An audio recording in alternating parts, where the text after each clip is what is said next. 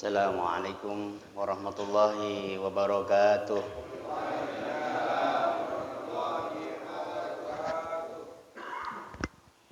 Alhamdulillahilladzi anzala as-sakinata fi qulubil mu'minin liyajdadu imana ma imanihim.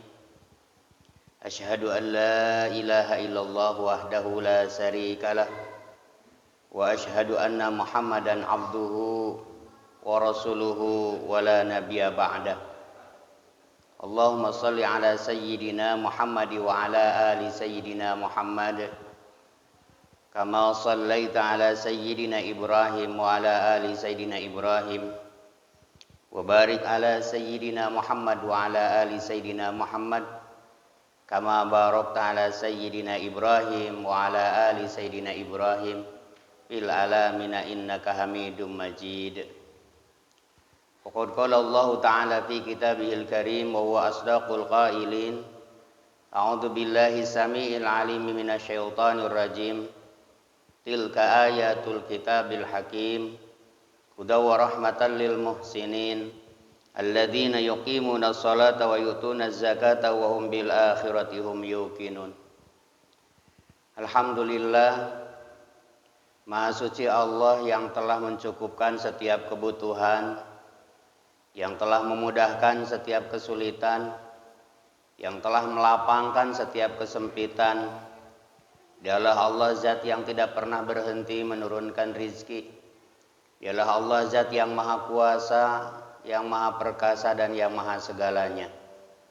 Salawat teriring salam senantiasa tercurah terlimpah kepada satu-satunya Nabi yang diberikan otoritas pemberi syafaat untuk umatnya. Dialah Habibana wa Nabiyana Muhammad sallallahu alaihi wasallam. Hadirin jamaah rahimakumullah, ketenangan, ketentraman, kelapangan, dan kebahagiaan hidup manusia berbanding lurus dengan keyakinannya kepada Allah Subhanahu wa taala. Makin yakin kita akan makin tenang. Makin yakin kita akan makin tentram. Makin yakin kita akan makin dimudahkan. Keyakinan ini tidak mungkin muncul secara tiba-tiba karena dia membutuhkan dua proses. Yang pertama adalah semakin bertambahnya ilmu. Yang kedua, semakin bertambahnya amal atau pengalaman kita. Salah satu yang paling terpenting dalam pondasi keyakinan kita kepada Allah yaitu syahadat.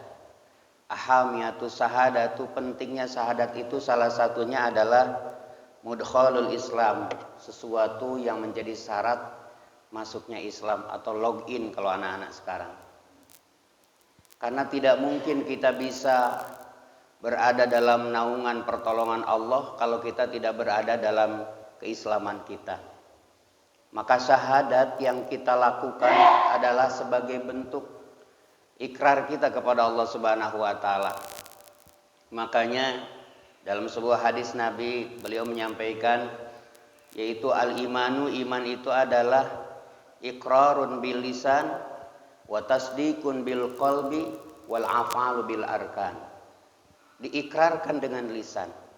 Makanya mungkin kalau kita menghadiri sebuah pernikahan, maka petugas yang ditugaskan oleh kantor urusan agama selalu mengajak kita bersama-sama sebelum akad itu membaca syahadat terlebih dahulu. Bersama-sama kita membaca syahadat asyhadu an la ilaha illallah wa asyhadu anna Muhammadar Rasulullah. Karena petugas ini tahu persis jika calon suami dan jika para saksi pada saat akad itu dalam kondisi dirinya berada di luar Islam karena murtad ucapan, murtad perbuatan, dan murtad i'tikad, maka secara ilmu fikih tidak sah akad pernikahannya. Betapa pentingnya kita senantiasa memperbaharui syahadat kita, dan itu senantiasa kita lakukan dalam tahiyat kita. Asyhadu an la ilaha illallah wa asyhadu anna Muhammadar Rasulullah.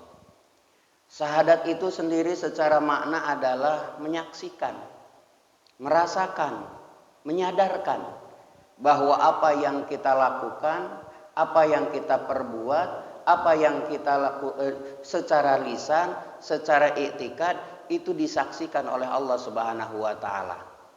Maka orang yang berpegang teguh kepada syahadatnya tidak mungkin sembarangan melakukan ucapan-ucapan yang kira-kira bisa merendahkan, menghinakan, bahkan menjatuhkan. Seringkali perdebatan itu terjadi karena dia tidak menyadari bahwa sesuatu yang ia ucapkan senantiasa akan dicatat oleh Allah Subhanahu wa taala. Apakah ini memberikan manfaat atau tidak? Maka yang pertama adalah iqrarun bil lisan. Apa yang dimaksud dengan iqrarun bil lisan? Diucapkan dengan lisan. Seseorang yang berpuluh-puluh tahun berada di luar agama kita, lalu dia tergerak hatinya untuk berpindah agama masuk kepada Islam. Maka dalam sebuah hadis disebutkan bahwa seandainya saat syahadat itu diungkapkan, diucapkan, diiktikadkan, lalu esok harinya dia wafat meninggal dan dia termasuk orang yang husnul khatimah, dakhalal jannah, masuk surga. Bisa dibayangkan dari sebuah hadis yang kita dapatkan bahwa orang yang membaca syahadat yang padahal tadinya adalah bukan seseorang yang muslim, lahir dalam keadaan tidak muslim, lalu dia bersyahadat, lalu Allah ampuni dosanya. Lalu tiba-tiba kita hanya karena berbeda pendapat lalu menghukumi orang itu menjadi kufur dan kafir. Padahal orang yang sudah lama dalam keadaan kekufuran bisa mendapatkan jaminan surga Allah karena syahadatnya.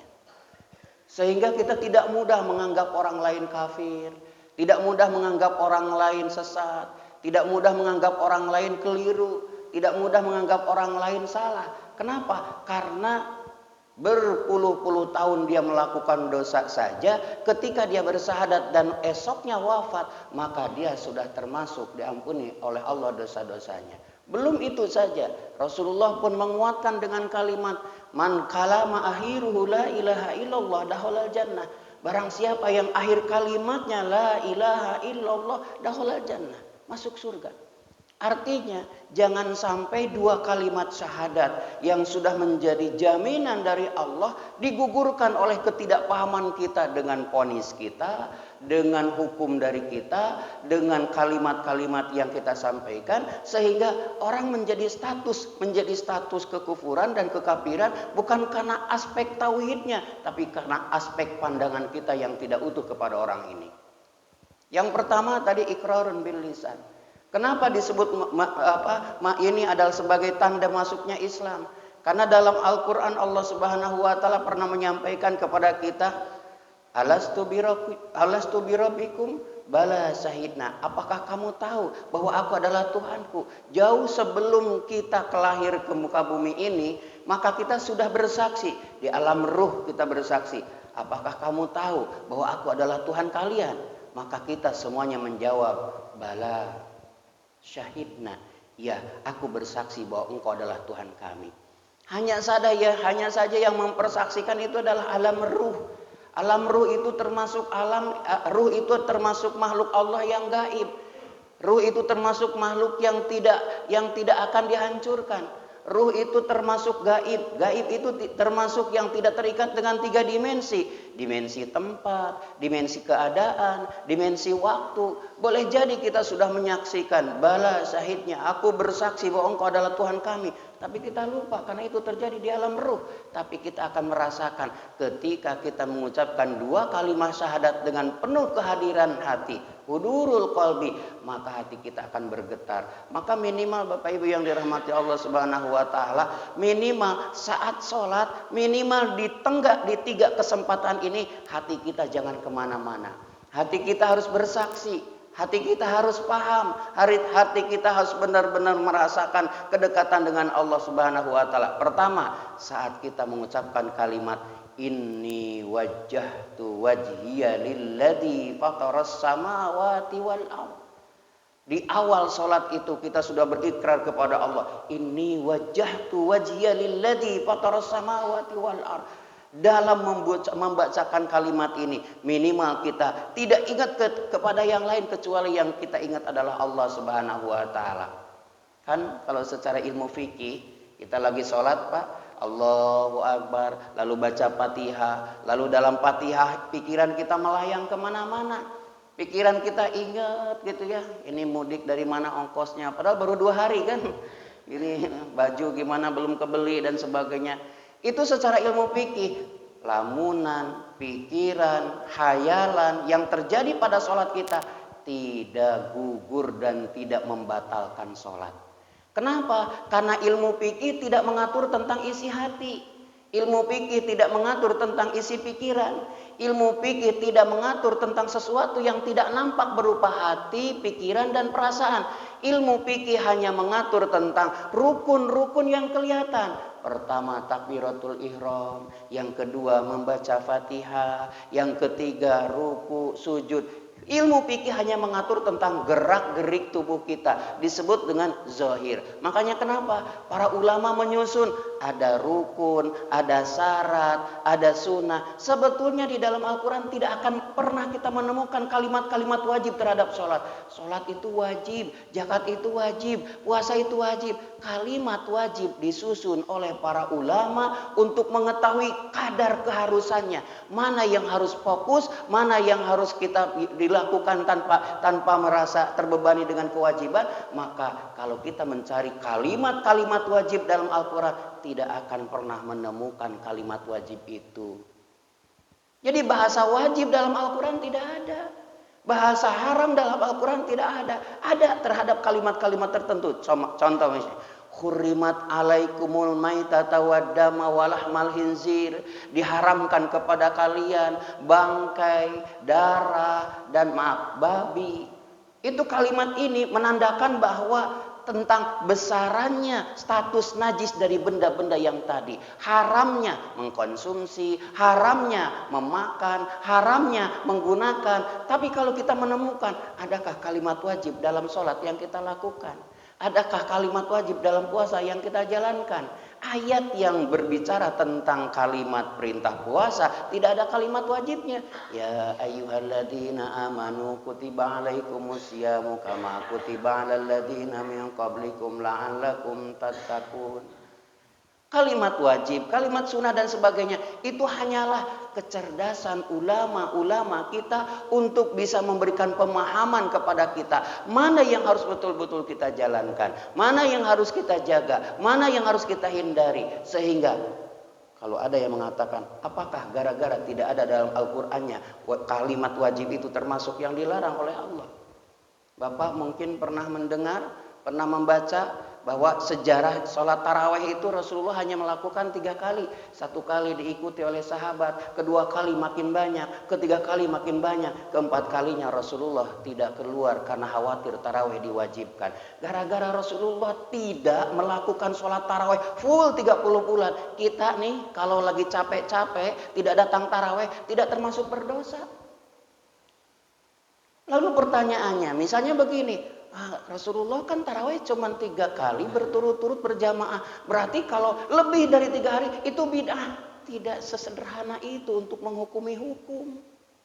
Untuk menjatuhkan hukum. Kenapa? Karena apa yang diucapkan oleh Rasulullah, yang disebut sunnah bukan hanya apa yang diucapkan oleh Rasulullah, tapi juga perbuatannya dan diamnya Rasulullah. Maka yang terjadi pada saat itu orang masing-masing melakukan taraweh. Saya nggak kebayang kalau kita melakukan sholat taraweh disesuaikan dengan zaman Rasulullah. Cuma 3 hari berjamaah, sisanya masing-masing hancur, Pak. Kita paling bertahan berapa kali. Dan sebahagian sudah mengambil ancang-ancang. Seminggu selesai itu kembali lagi kepada habitatnya. Artinya alaikum bil jamaah fa inadibu yakulu min ghanamil qasiyah.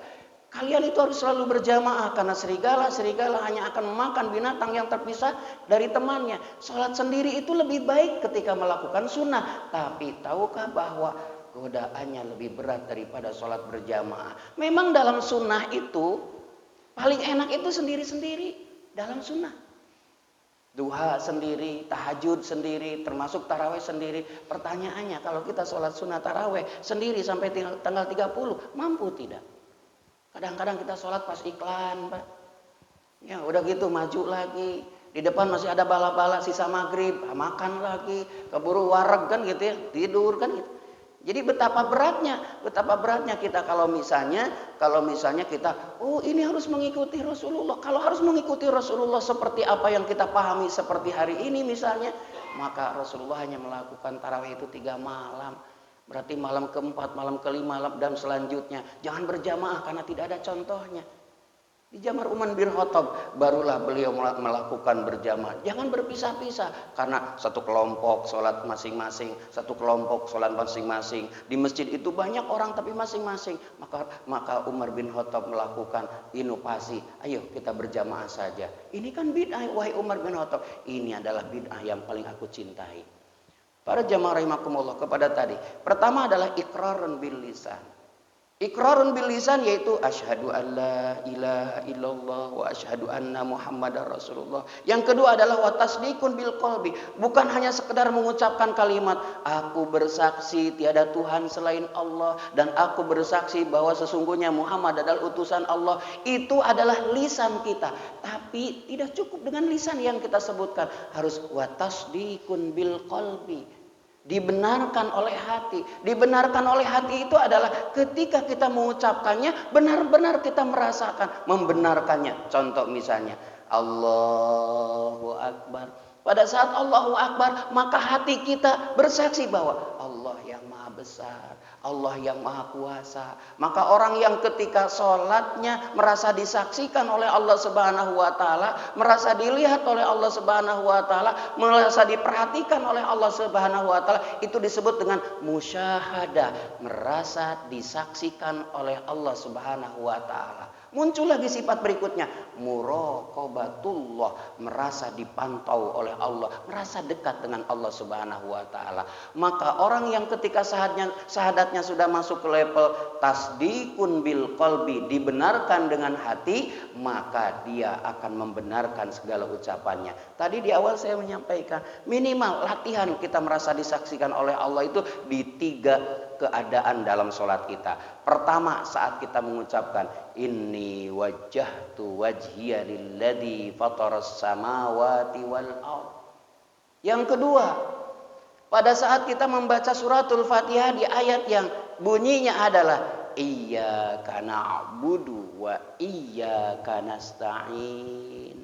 Maka saat kita mengucapkan kalimat iyyaka na'budu, hanya kepadamu aku beribadah. Wa iyyaka nasta'in, dan hanya kepadamu aku memohon. Ketika kita menghadirkan diri kita, disebut hudurul qalbi, menghadirkan hati kita, maka itu termasuk dengan musyahadah.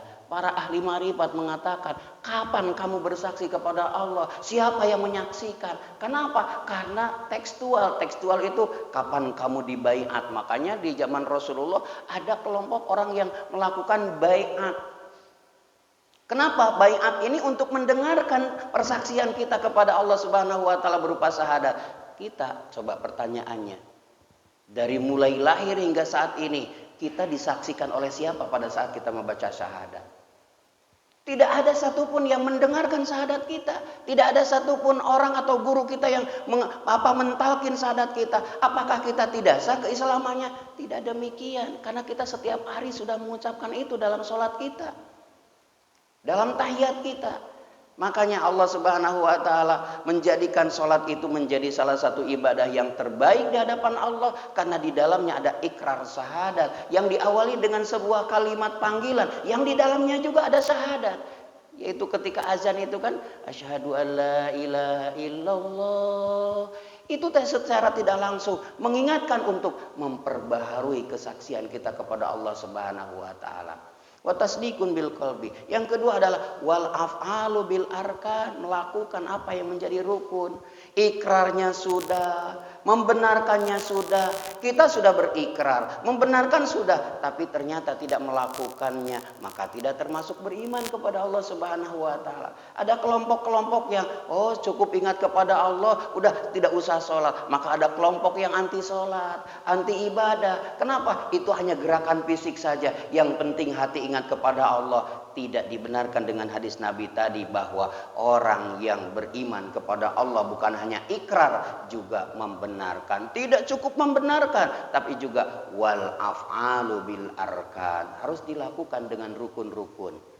Rukun-rukun itu apa? Dalam sholat. Tadi kan kita sudah sampaikan. Ketika sholat diatur oleh ilmu fikih, ada rukun, ada syarat, ada batal dan sebagainya. Dan itu rukun-rukun itu tidak menghukumi hati. Maka ketika kita dalam sholat, ingat ke anak, ingat ke masalah, ingat ke tempat kerja, ingat ketika usaha. Secara hukum fikih sholat kita tetap sah. Secara hukum fikih sholat kita tetap memenuhi standar hukum-hukum fikih. Tidak batal sholat kita gara-gara pikirannya kemana-mana. Tidak batal sholat kita gara-gara hatinya kemana-mana. Tidak batal sholat kita gara-gara misalnya pikiran kita tidak ingat kepada Allah. Kenapa? Karena hukum fikih tidak mengatur tentang isi hati, isi pikiran, dan isi perasaan. Hanya saja secara ilmu tauhid orang ini lalai kepada Allah. Kenapa disebut lalai kepada Allah? Ucapannya mengucapkan Allahu Akbar, tapi hatinya tidak untuk Allah. Disebut lalai, tapi tidak membatalkan sholat. Sama seperti bapak lagi ngobrol dengan istri, tapi pikirannya ingat ke janda. Pernikahannya gugur tidak? Tidak. Apakah jatuh talak? Tidak. Kenapa? Karena hukum fikih tidak mengatur pikiran orang. Hukum fikih tidak mengatur perasaan orang. Walaupun dalam hatinya ingat ke itu, misalnya ke janda herang lah gitu ya. Apa? Jahe apa? Oh, jahe ya. Padahal kita sedang ngobrol dengan istri, sedang ngobrol dengan pasangan, sedang ngobrol dengan istri kita. Tapi hati kemana-mana. Apakah gara-gara hatinya kemana-mana terus pernikahannya gugur? Tidak. Karena hukum pernikahan tidak melihat isi hati seseorang. Isi hati itu baru menjadi hukum ketika ada niat. Makanya kenapa di dalam puasa, Pak, salah satu rukun puasa kan malam yubayyit asyamu qoblal fajri fala siyamalah. Enggak ada kalimat wajib, Pak, tapi dalam ilmu fikih disebutkan wajib. Salah satu rukun puasa adalah berniat di setiap malam. Karena pembeda antara makan malam dengan sahur adalah niat. Kita kadang-kadang kan gitu ya. Kadang-kadang makanya di masjid suka dipimpin niatnya berjamaah kan. Karena bunyinya begini. Malam yubayit asyamu qoblal fajri fala siyamalah. Barang siapa yang tidak berniat di malam hari maka tidak sah puasanya. Kalau sekedar makan, Pak. Kalau sekedar makan. Bukan bulan puasa juga jam 4, jam 3 ada yang makan nasi goreng pulang kerja. Tapi tidak jadi pahala. Kenapa? Tidak ada niatnya. Tidak ada niat puasanya. Sekedar makan malam itu tidak. Jadi kalau kita begitu bangun langsung makan tidak berniat, maka tidak sah puasanya secara hukum fikih. Sekali lagi, hukum fikih memunculkan kalimat wajib, rukun, haram, sunnah. Ini adalah kerangka supaya kita mengetahui skala prioritasnya mana nih. Oh, ini wajib. Bukan berarti kalau tidak ada kalimat wajib itu kita menjadi tidak ada kalimat wajib. Kenapa ulama mendahului? Bukan demikian. Ulama itu memberikan kemudahan kepada kita supaya kita tahu tahapan-tahapan yang harus kita lakukan. Ketika kita misalnya tidur aja, kebetulan tidak taraweh, sehingga tidak membaca niat bareng-bareng di masjid, lalu tidur, bangun tidur langsung makan. Udah, biasa aja langsung makan, tidak ada niat puasa, maka wajib imsak kata para ulama. Apa itu imsak? Menahan puasanya tapi tetap harus qada di luar bulan Ramadan. Imsak itu puasanya tetap jalan tapi wajib qada. Kenapa? Karena dia meninggalkan satu rukun. Tapi kan cukup dalam niat, Ustaz. Cukup dalam hati. Betul, cukup dalam hati. Tapi adakah hati itu mengucapkan kalimat niat itu? Makanya kenapa? Pembeda antara sholat subuh yang 2 rakaat dan sebelum subuh disebut sholat sunat fajar, dua-duanya 2 rakaat, dua-duanya di waktu subuh, tapi yang satu diniatkan untuk sunnah, yang satu diniatkan untuk fardu. Makanya niat selalu ditempatkan di rukun pertama dalam setiap ibadah, karena yang membedakan fardu dan sunnah itu adalah niat. Dan niat ini, niatu fi qalbi, niat itu di dalam hati. Akan tetapi watalabudu biha sunnatun, mengucapkan niat itu hukumnya sunnah. Sebetulnya tidak menggunakan kalimat nawaitu sauma ghadin, tidak mengucapkan kalimat begitu juga tetap niat kita sudah sah, tapi mengikat hati kita dengan ucapan. Makanya seperti Allahu Akbar Akbar. Itu disebut dengan rukun qauli. Sekali lagi, ini yang menyusun rukun qauli itu bukan hadis, tapi para ulama disebut dengan rukun ucapan. Ucapkanlah Allahu Akbar minimal kedengaran dengan telinga sendiri. Kenapa? Karena kalau ucapan itu sudah terdengar, minimal dia sudah memenuhi rukun qaulinya. Adapun hati tadi, hati itu mau mengucapkan Allahu Akbar atau tidak dihukumi. Tapi orang yang mengucapkan kalimat Allahu Akbar secara zahir dia sudah mengucapkan Allahu Akbar. Makanya dalam usul fikih disebut fahkum bidawahir, hukumi zahirnya. Dia sudah mengucapkan syahadat, dia sudah mengucapkan Allahu Akbar, dia sudah mengucapkan kalimat, maka dia berarti sudah ada niatnya, ada kesadarannya. Maka para jamaah rahimakumullah, setelah kita iqrarun bil lisan wa tasdikun bil qalbi wal af'alu bil arkan, maka penting sekali kan apa? Karena syahadat ini menjadi ciri dan tanda masuknya Islam dan ciri dan tanda dianya masuk kepada Islam. Makanya udkhulu bis-silmi kaffah wa la tattabi'u khutuwatis syaitan. Masuklah kepada Islam ini dengan kafah. Kafah itu sempurna. Wala tattabi'u, dan jangan engkau ikuti khutuwati syaitan, langkah-langkah setan. Disebut langkah-langkah setan itu, kita kalau ngikut setan itu nggak mungkin langsung besar.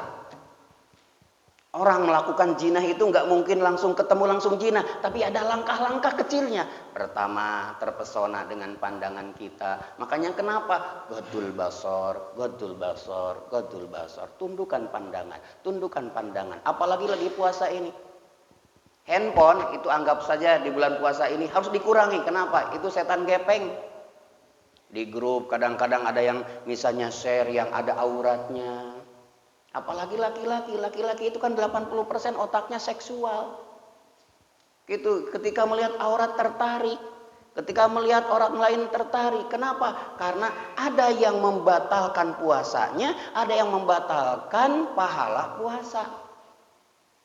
Makan di siang hari itu membatalkan puasa. Gibah di siang hari itu membatalkan pahala puasa. Oh kalau gitu Ustaz, gibahnya setelah maghrib aja ya?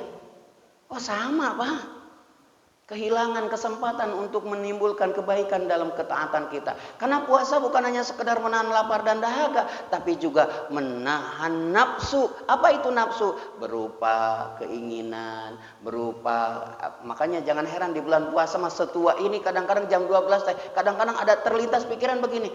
Enak ya kalau nanti maghrib buka dengan ini, seolah-olah tidak pernah makan kita teh. Kalau tidak puasa mah kita nggak ada bayangan begitu. Kenapa? Karena ada mengendalikan keinginan. Boro-boro yang haram, yang halal aja di bulan puasa mah kita harus kendalikan. Makanan sudah ada di depan, minuman sudah ada di depan, dua-duanya halal, dua-duanya dari hasil jerih payah sendiri, tidak ada yang tercampur dengan haram. Tapi kenapa tetap harus dikendalikan? Kalau belum waktunya kita tetap bersabar menunggu. Makanya kadang-kadang kita teh tumbuh bertambah iman kita di bulan Ramadan ini. Tinggal kita merawatnya. Kalau kita sudah mampu, hari pertama mampu kan sampai hari ke-10. Hari ke-10 teruskan sampai hari ke-20. Masih mampu juga, teruskan. Jangan sampai kita diberikan berkesempatan tarbiyah. Ini namanya puasa itu tarbiyah ruhiyah, Pak. Tarbiyah ruhiyah itu begini, silahkan Bapak amati. Orang-orang yang sukses di bulan Ramadannya mengisi tarbiyah ini hingga akhir, itu 11 bulan yang akan datang akan biasa melakukan ibadah seperti yang kita lakukan di bulan puasa. Ke masjid sudah biasa, qiyamul lail sudah biasa, puasa sudah biasa. Karena 30 hari ini adalah batas minimum kemampuan tubuh beradaptasi terhadap perintah Allah Subhanahu wa taala. Makanya kalau calon gubernur mah ada apa itu kemarin pertemuan teh? Yang seminggu teh ya dikumpulkan di Magelang itu. Nah, gitu ya. Nah, itu teh mungkin untuk tarbiyah aja itu ya, latihan saja. Nah, makanya para jamaah rahimakumullah tadi ya, jadi tasdikun bil qalbi, iqrarun bil lisan wa tasdikun bil qalbi wal af'alu bil arkan. Lalu muncullah ketika tiga-tiganya kumpul, maka itu termasuk kategori iman. Apa sih iman itu? Iman adalah sesuatu yang tidak nampak dan tidak kelihatan. Rasulullah pernah mengatakan, at-taqwa hahuna, takwa itu di dalam dada seseorang. tidak kelihatan tapi ada bekasnya, tidak nampak tapi bisa kelihatan gerakannya karena dia laksana seperti software dalam sebuah perangkat komputer atau dalam sebuah handphone dan sebagainya. Hadirin jamaah rahimakumullah, mudah-mudahan dalam puasa yang kita jalankan kita merasa disaksikan oleh Allah Subhanahu wa taala. Siang-siang kita haus gitu ya, siang-siang kita haus, lalu ada azan, lalu kita misalnya mau melakukan sholat, sebelum sholat kita wudhu, hadirkan dalam hati kita. Dalam wudhu ada kumur-kumur, maka ciri kita hadir dalam puasanya saat kumur-kumur tetap kita hati-hati supaya tidak ada air yang tertelan. Itu disebut musyahadah. Dan insya Allah kita akan seperti begitu. Nggak ada kepikiran mau korupsi air kumur-kumur. Pernah nggak ada orang kumur-kumur 3 kali yang keluar 2 kali? Nggak ada. Kenapa? Karena dia kadang-kadang mau marah lagi puasa. Bawa mobil misalnya disalip, mau ngejar, sabar lagi puasa. Ada kesadaran seperti itu akan membuat kita terhindar dari sesuatu yang buruk dalam kehidupan kita. Kenapa? Karena kesadaran. Disebut dengan musyahadah. Musyahadah itu merasa disaksikan oleh Allah Subhanahu wa taala. Makanya penting kita memperbaharui syahadat kita. Yang kedua ya, pertama ketika kita mengucapkan inni wajjahtu wajhiya lilladzi fataras samawati wal ardh. Fokuskan pada saat ucapan ini kita sampaikan, kita bacakan, hati kita menyaksikan dan merasa disaksikan oleh Allah. Yang kedua pada saat kalimat iyyaka na'budu wa iyyaka nasta'in. Ini minimal, Pak. Maksudnya jangan sampai dari awal sampai akhir hati kita tidak terkoneksi dengan Allah. Hati kita tidak ingat sama Allah. Minimal di 3 tempat ini kita jangan lalai. Yang ketiga adalah ketika kita mengucapkan assalamu alayka ayyuhan nabiyyu wa rahmatullahi wa barakatuh. Keselamatan bagimu wahai Nabi. Wa rahmatullahi dan rahmatnya Allah, wa barakatuh dan berkahnya Allah. Di 3 kesempatan ini, di 3 momen tadi, jangan sampai hati kita benar-benar tidak hadir. Jangan sampai hati kita hanya ingat kepada yang lain. Betul, pikiran kita kemana-mana tidak membatalkan sholat. Tapi alangkah baiknya saat kita sholat dari awal hingga akhir kita ingat kepada Allah. Karena tujuan utama dari ibadah kita supaya kita ingat kepada Allah. Innani annallaha la ilaha illa ana fa'budni wa aqimis sholata lidzikri. Innani sesungguhnya aku, annallaha aku adalah Allah, la ilaha illa ana tiada Tuhan kecuali aku, fa'budni beribadahlah kepadaku, wa aqimis sholata lidzikri dan dirikanlah salat untuk mengingatku. Tujuan utamanya adalah untuk mengingat Allah. Makanya kenapa salat adalah sebuah ibadah yang menghubungkan hati hamba kepada Allahu Rabbul Alamin. Hadirin jamaah rahimakumullah, semoga di hari yang kedua ini Allah Subhanahu wa taala gugurkan dosa-dosa kita, ampuni dosa-dosa kita, dan Allah qabul hajat-hajat kita. Karena boleh jadi ini adalah saum terakhir kita dan saum yang Allah karuniakan kepada kita di penghujung usia kita. Banyak di antara kita yang nampak sehat walafiat, tapi kemudian dikabarkan wafat. Oleh karenanya hadirin jamaah rahimakumullah, Allah karuniakan kepada kita puasa ini yang hanya diri kita dengan Allah. Gitu ya. Makanya kalau pahala yang lain mah masih bisa tergeser dengan kezaliman. Pahala sholat bisa hancur dengan kezaliman, pahala zakat bisa hancur dengan kezaliman, tapi puasa pahalanya adalah untukku dan aku yang akan memberikan pahala kepadanya. Mudah-mudahan ruhani kita, ruhiyah kita, hati kita, pikiran kita dalam puasa ikut senantiasa muraqabatullah. Apa muraqabatullah? Merasa dipantau dan dilihat oleh Allah Subhanahu wa taala. Hadirin rahimakumullah, demikian yang bisa disampaikan. Aku qouli hadza wastaghfiru innahu huwal ghafurur rahim. Assalamualaikum warahmatullahi wabarakatuh.